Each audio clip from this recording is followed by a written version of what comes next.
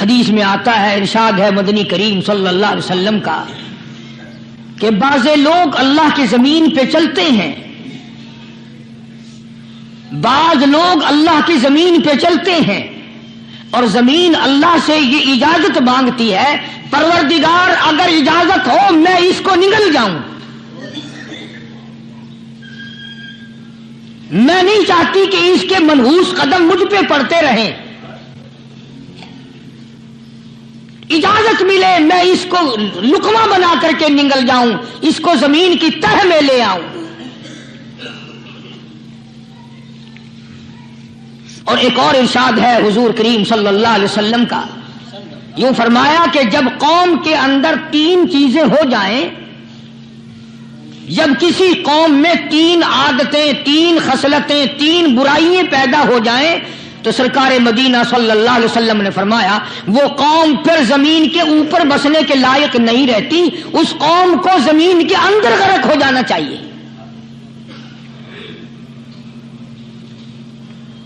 وہ کون سی باتیں ہیں؟ ارشاد فرمایا محمد عربی صلی اللہ علیہ وسلم نے کہ پہلی بات تو ان کی یہ ہے کہ جب قوم کے امیر لوگ، غنی لوگ، مالدار لوگ بخیل ہو جائیں، اللہ تعالیٰ نے جو ان کو سرمایہ دیا ہے، رب العالمین نے جو ان کو پیسہ اور دولت دی ہے، اس میں کسی غریب کا وہ حصہ ہی نہ رکھیں۔ چنانچہ آج آپ دیکھ لیں فالتو لاکھوں روپیہ لگ جائے گا، لیکن کسی بیوہ کے گھر 1 سیر آٹا دینا، کسی یتیم کے سر پہ ہاتھ پھیرتا ہوا امیر آدمی شرماتا ہے کبھی میرے ہاتھ کی ہتھیلی نہ گھس جائے۔ حالانکہ ارشاد فرمایا مدنی کریم صلی اللہ تعالی علیہ وسلم نے بعد وقت ایسا قبولیت کا ہوتا ہے جو آدمی یتیم کے سر پہ ہاتھ پھیر دے محبت کے ساتھ، یہ بچہ یتیم ہے، اس کا لاڈ اجڑ گیا، اس کا مان اجڑ گیا، اس کا ابا رخصت ہو گیا، اس کو گود میں بٹھا کر پوچھنے والا چلا گیا بیٹا تو کیا چیز کھاوے گا؟ حضور کریم صلی اللہ تعالی علیہ وسلم نے فرمایا جب یتیم کے سر پہ آدمی محبت کے ساتھ، شفقت کے ساتھ ہاتھ پھیرتا ہے، اللہ پاک یوں فرماتا ہے مجھے اپنی کبریائی کی قسم جتنے بال اس کے ہاتھ کے نیچے آ جاتے ہیں اتنی نیکیاں ہاتھ پھیرنے والے کے نام اعمال میں لکھ دی جاتی ہے۔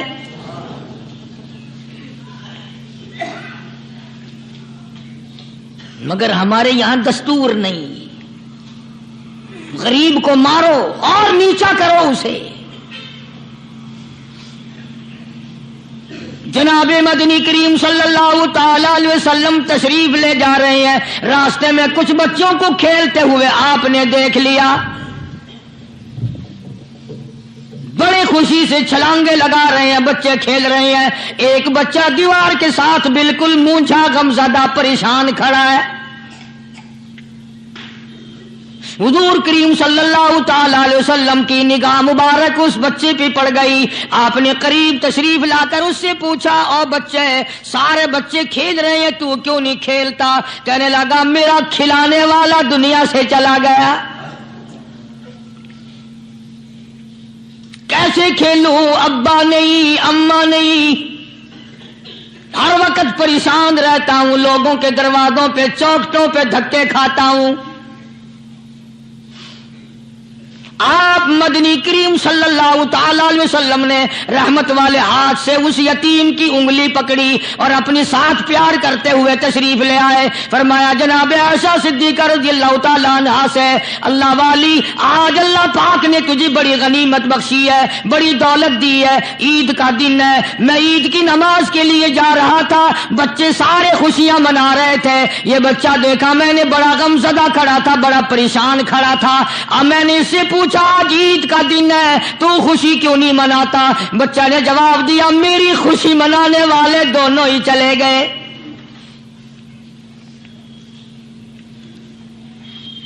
آج اللہ نے یہ موقع بخشا ہے، اسے نہلا دھلا، اس کو نئے کپڑے پہنا،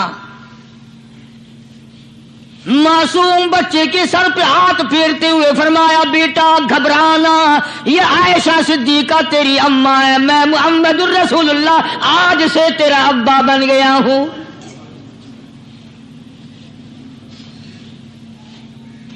नहलाया धुलाया, खिलाया पिलाया, हंसाया, उसे बुलाया, साथ लेकर जब हुजूर करीम सल्लल्लाहु ताला अलैहि वसल्लम उन बच्चों के पास से फिर गुजरे जो पहले खेल रहे थे। उस जमाने के तो बच्चे भी समझदार थे, आज तो चिट्टी दाढ़ी वालों को समझ नहीं है। कब्र बिल्कुल किनारे, कब्र के किनारे पे खड़े हैं, फिर भी समझ नहीं। किसी को हसद ने मारा, किसी को तकब्बुर ने मारा, किसी को दौलत की बीमारी ने मारा, इसी को मजजूब कहता है। नफ्स और शैतान है खंजर दर बगल। कोई आदमी अपने बारे में इत्मीनान न करे कि मेरा मामला ठीक हो गया, ना जाने आखिरी वक्त में क्या बन जाएगी। एक अल्लाह वाले का इंतकाल होने लगा, आखिरी वक्त है। खानदान उस अल्लाह वाले का चारों तरफ बैठा हुआ है, मुरीदीन बैठे हुए हैं, अल्लाह वाले के चारों तरफ हल्का बैठा हुआ, आखिरी वक्त है। अरबी जुबान में जिसका तर्जमा ये है, उसकी जुबान से एक बात निकलती है, अभी नहीं, अभी नहीं, अभी नहीं, अभी नहीं, अभी नहीं। मरने के बाद किसी ने ख्वाब में देखा तो पूछा, हजरत जी दुनिया दुरूद शरीफ पढ़ती है, मरते वक्त कलमा पढ़ते हैं, अल्लाह अल्लाह करते हैं, ये आप अभी नहीं, अभी नहीं क्या फरमा रहे थे? तो यूं फरमाया, तुम्हें क्या मालूम है, शैतान मेरे सामने खड़ा था और कहता था मैंने दुनिया को फंसाया, दुनिया को वरगलाया, दुनिया को बहकाया, तू मेरे फंदे से फंस गया, तेरे इल्म ने, तेरी नेकी ने बचा लिया। तो मैं कहता था जालिम अभी तो सांस आ रही है, ना जाने क्या बनेगी, अभी नहीं, अभी नहीं, अभी नहीं।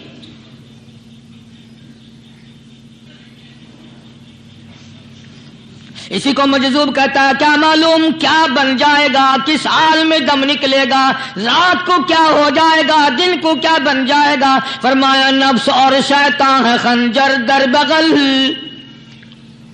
नफ्स और शैतान है खंजर दर बगल, वार होने को है ए गाफिल संभल। आया दुश्मन का वार। 4 नमाजें पढ़ी, बाकी सारी दुनिया काफिर नजर आने लग जाती है। मैं नमाजी हूं, ये सारे बेईमान फिरते हैं। शैतान पैदा करता है ये चीजें। अगर अल्लाह नाम पे थोड़ी सी कभी खैरात कर दी तो बहाने बहाने लोगों के सामने जिक्र हो रहा है, अजी आजकल तो हमारे कारोबार नहीं, वरना इंशाअल्लाह फला मस्जिद जो है ना ये हमने बनाई थी। बहाने बहाने बताना। इसलिए मजजूब कहता है, घबराया ना कर और अपने आप को इत्मीनान न दिलाया कर। कहता नफ्स और शैतान है खंजर दर बगल, वार होने को है ए गाफिल संभल। चला शैतान का खंजर, चला शैतान का खंजर, लगाया उसने दो, लगाया उसने दो। लोगों का ख्याल यह है कि शैतान सिर्फ वो, शैतान के बहकाए में वो आदमी आता है जो किसी को कत्ल कर दे। लोगों के नजदीक सिर्फ जिना करना गुनाह है, कत्ल करना गुनाह है, चोरी करना गुनाह है, डाका मारना गुनाह है, और चौथी चीज गुनाह ही कोई नहीं।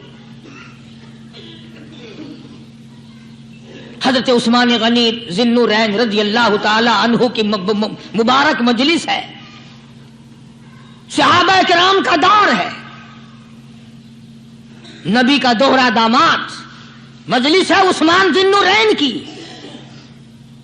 एक आदमी मजलिस में आके बैठा, हजरत उस्मान की मजलिस में एक आदमी आके बैठा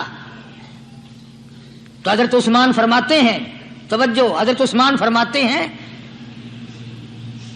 यूं नहीं फरमाया कि तूने ऐसा किया है, उसे जलील नहीं किया, बल्कि यूं फरमाया लोगों को शर्म नहीं आती, लोग आंख का जिना करके मेरी मजलिस में आके बैठते हैं, लोग आंख का गुनाह करके मेरी मजलिस में आके बैठते हैं। तो दौर था ना सहाबा किराम का, فوراً چوٹ کی کسی نے کہ نبی کے بعد وحی آنی شروع ہو گئی.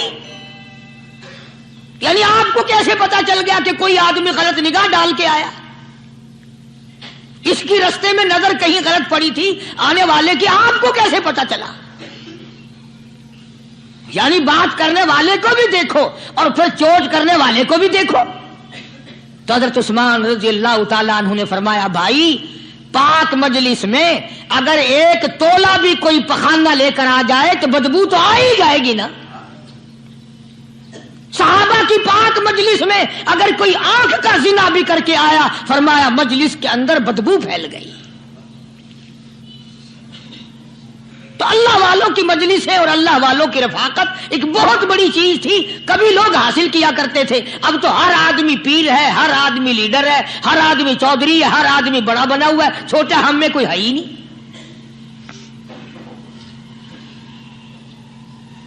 اور ان ولیوں کی بھی الگ الگ بیچاروں کی رمزیں ہوتی ہیں. علماء کرام نے لکھا ہے حضرت خواجہ باقی باللہ رحمت اللہ علیہ دلی میں مزار ہے، بہت بڑے بزرگ گزرے ہیں. دیکھو میں ذکر خیر کر رہا ہوں نا، کئی لوگ تمہیں نکلتے ہوئے ٹانگے والے، گھوڑے والے، رکشے والے کہتے ہیں قاری علی ولیوں کو نہیں مانتا. میں یہ ذکر خیر ولیوں ہی کا تو کر رہا ہوں. بات صرف اتنی ہے، تمہیں اچھی لگے یہ بری لگے، میں ننگوں کو نہیں مانتا. میرے نزدیک ولی وہ ہے جس کی رگ رس سے، نس نس سے، خون کے قطرے قطرے سے، ہر ادا سے، ہر سنت سے، ہر طریقے سے محمد عربی صلی اللہ علیہ وسلم کی سنت زندہ ہوتا ہو. میں اس کو ولی نہیں مانتا جو کپڑوں سے ننگا پھرتا ہو.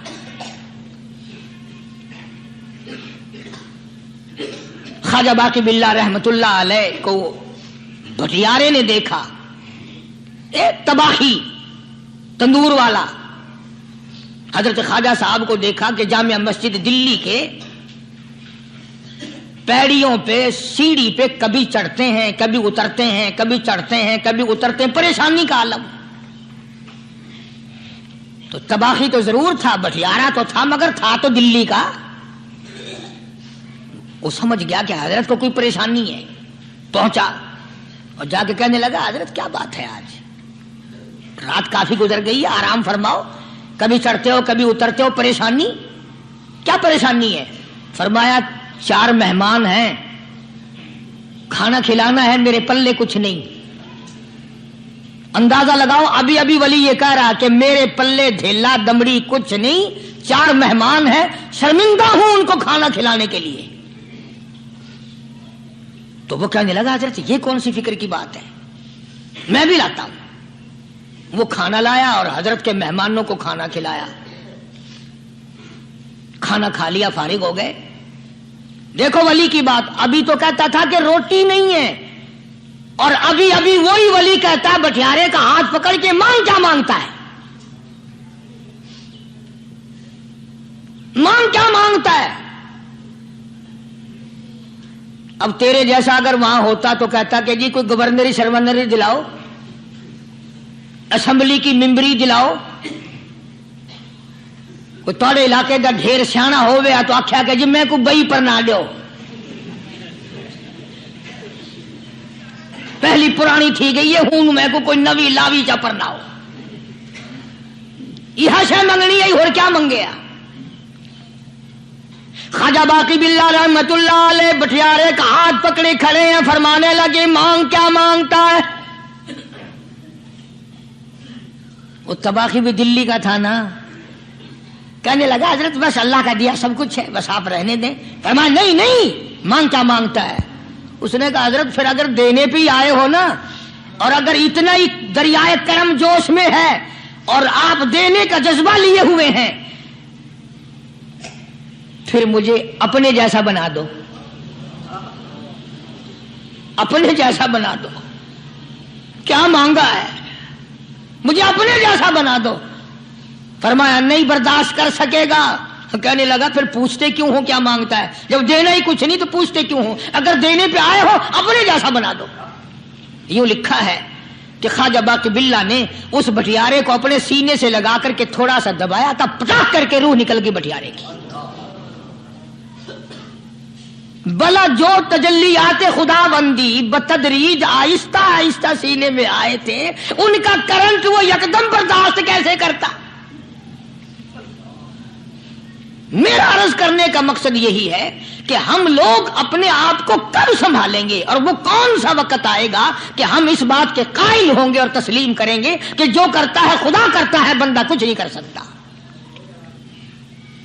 تو میں نے اس لیے عرض کیا، مجذوب کہتا ہے نفس اور شیطان ہے خنجر در بغل، نفس اور شیطان ہے خنجر در بغل، وار ہونے کو ہے اے غافل سنبھل۔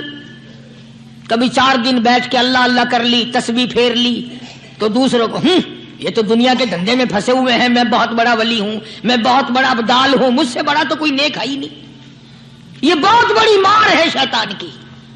اسی کو کہتا کہ نفس اور شیطان ہے خنجر در بغل، وار ہونے کو ہے اے غافل سنبھل، آ نہ جائے دین و ایمان میں خلل، آ نہ جائے دین و ایمان میں خلل، باز اے بدعمل۔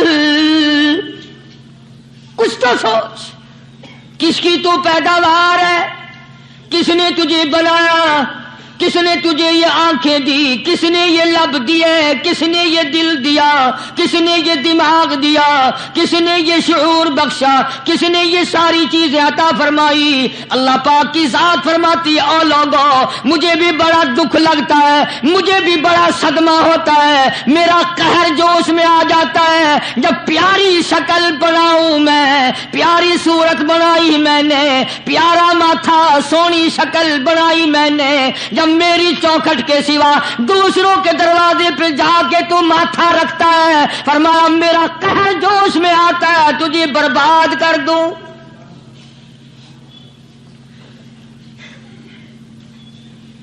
سب کچھ میں نے دیا، سب کچھ میں نے بخشا، اور پھر بھی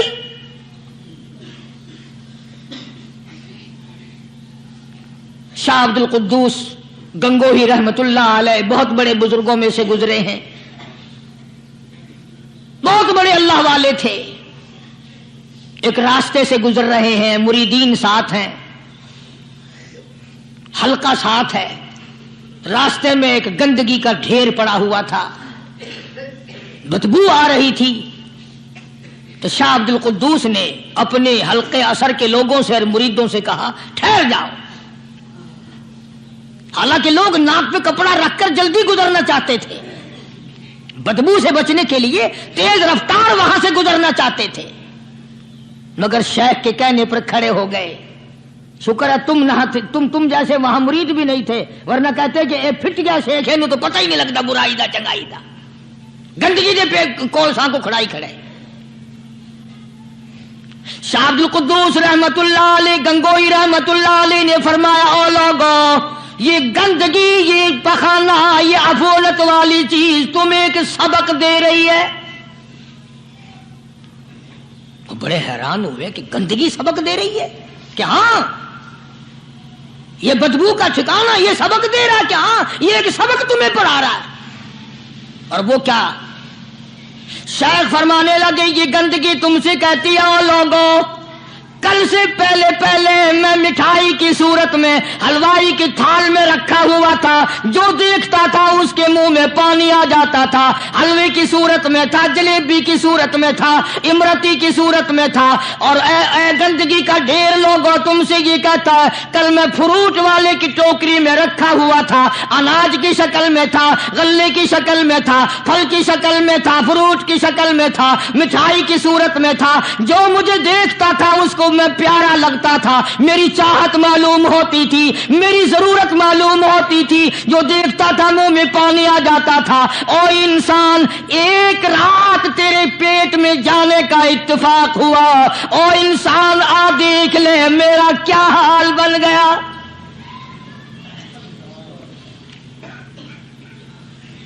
ایک رات تو تیری صحبت میں رہا ہوں، ایک رات تیرے اندر ٹھہرنے کا اتفاق ہوا، دیکھ میرا کیا حال بن گیا۔